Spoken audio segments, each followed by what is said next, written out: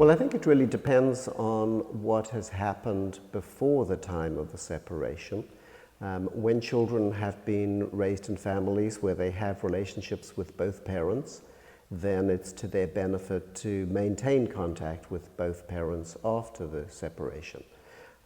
In situations where that's not the case, for example, where there's really only been one parent who's been actively involved, then I think the situation may be different, and one has to evaluate why that's the case and look at children's best interests in different ways. Now, we do know that in most families today, children have relationships with both parents, meaningful relationships. And when that's the case, we should promote those and find ways to maintain them, keep them strong, and working together for the best interests of those children. Well, I think for a very long time we assumed that children were better off when they grew up in traditional families. And that was really based on an assumption about society, a view, an assumption that prioritized the value of what was seen as traditional or what always happened. It wasn't really what always happened, and we now know that it's not necessarily the best for children. What is important for children is to have warm, supportive relationships with their parents, at least one, preferably two, often also other important figures like grandparents who play an active role in their lives. And we know that children are better off in those situations.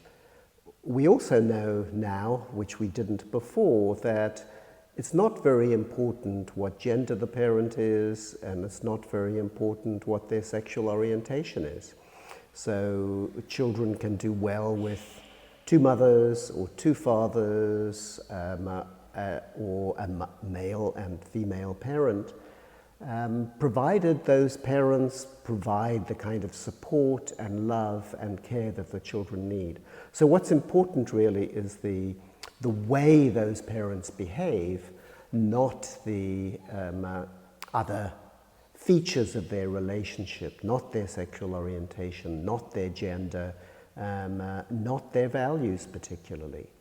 Committed, loving parents who are really devoted to the children, who make the children's well-being a priority, and focus on achieving that for their children. Doing so in a way that is aware of and attentive to the children's needs, their best interests, their developmental status.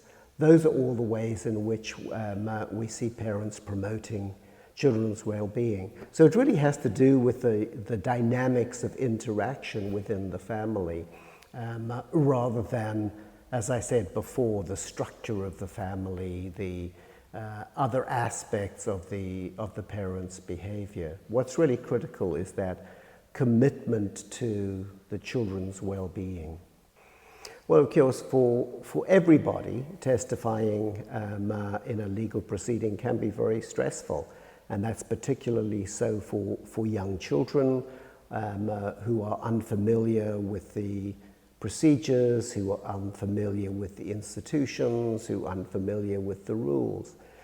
And so I think preparing children is a complicated matter. It involves helping them understand the very specific, rather unusual rules of the forensic context, helping them understand that what they have to say is really very important, particularly because in many of these cases, the child is really the only witness who can say what happened to her or to him. And coming to understand that, the importance of that, the importance of describing accurately what happened to the child, is part of that preparation process. It's also important for the child to feel comfortable with an unfamiliar person, someone who they've never seen before, and yet must trust enough to disclose, talk about really intimate, personal, embarrassing, maybe shameful actions. And so establishing some degree of rapport becomes a critical part too.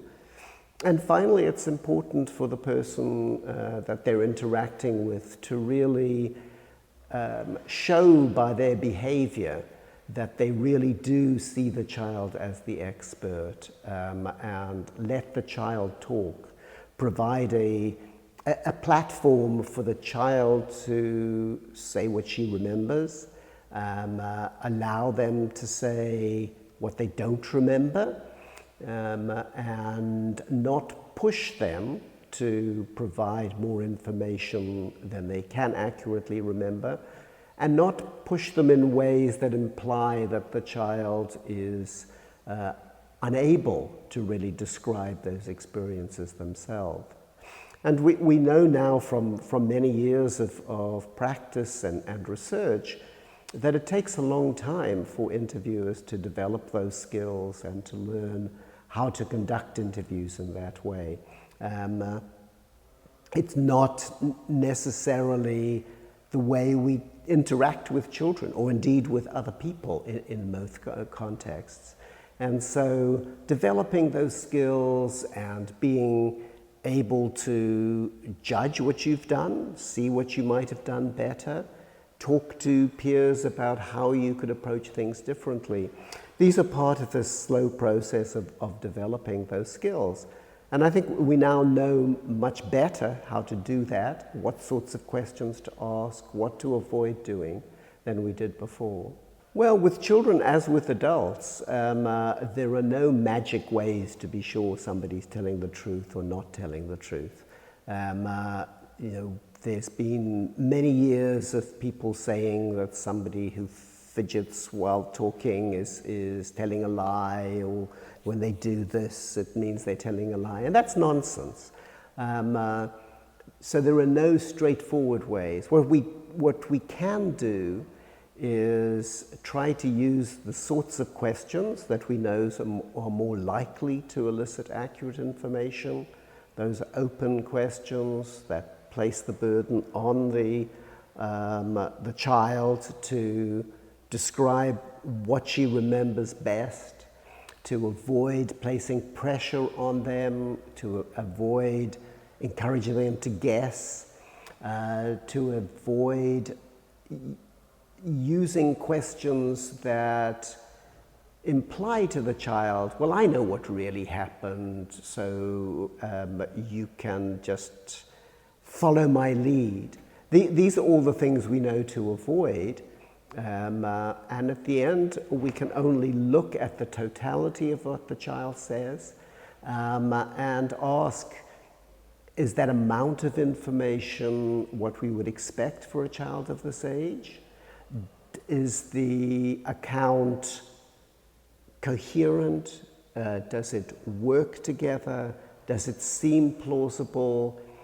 And does it fit what else we know? The more information you get from a child, the more other pieces of information we can follow up and evaluate, ask other witnesses to try and corroborate what happened. And that's really the best way we can determine whether or not what this child is telling us is likely the truth. We also know that, again from lots of experience, that although all of us tell lies all the time, so we know that in serious situations like this, where a child is being interviewed about an experienced event, where the child understands the seriousness, that most children tell the truth. And most children are motivated to provide an account of what really happened.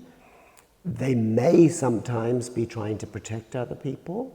They may even sometimes make up accusations, like adults do. But those are more the exception than the rule. And usually when children talk about abuse and provide a coherent account that is that makes sense in the context of what else we knew, that's usually something we should take seriously and follow up with.